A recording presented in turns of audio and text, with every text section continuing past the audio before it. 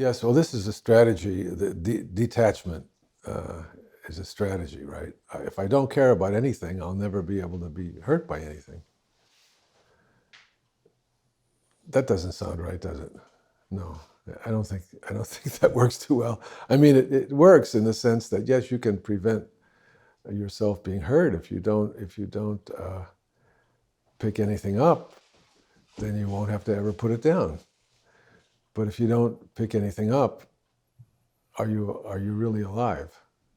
Are you really taking up the challenge of being a human being? And can you really avoid picking something up? Actually, without caring, nobody gets out of bed in the morning. You don't get out of bed in the morning if you don't care to be alive another day. So even if you think you're detaching yourself from everything, and so as not to be hurt, you can't. You are at least attached to your own life. Otherwise, you're going to die pretty soon.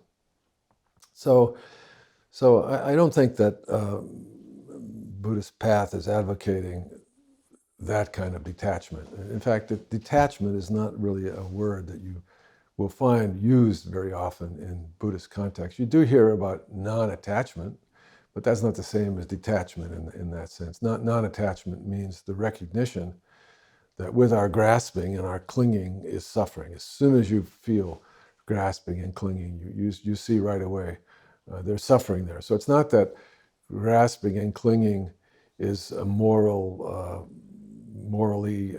objectionable or un-Buddhistic. It's just that experience shows that clinging and attachment cause suffering, and where there's suffering, it's usually not just mine.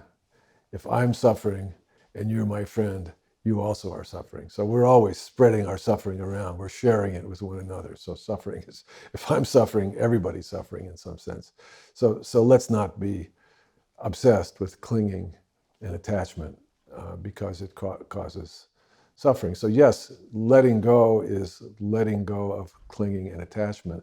But the letting go is not a detachment or a non-caring.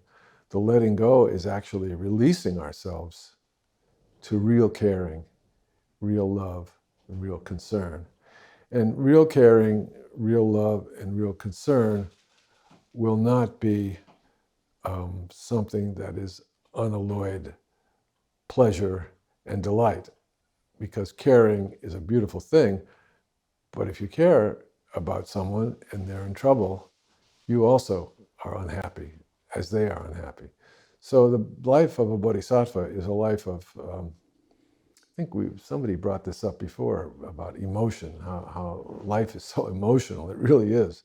And we protect ourselves to a great extent from life's emotions.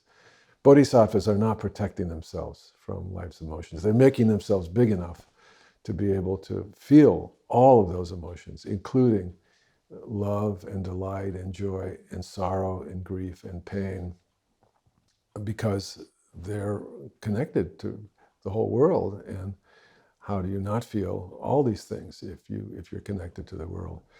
So the bodhisattva's life is the opposite of detachment, I would say. But it's not attachment either. It's a way of engaging the world with full openness and to all that in the world, being in the world entails, but with a constant sense of wanting to be of service, wanting to help, and loving and caring in all that brings. Yeah.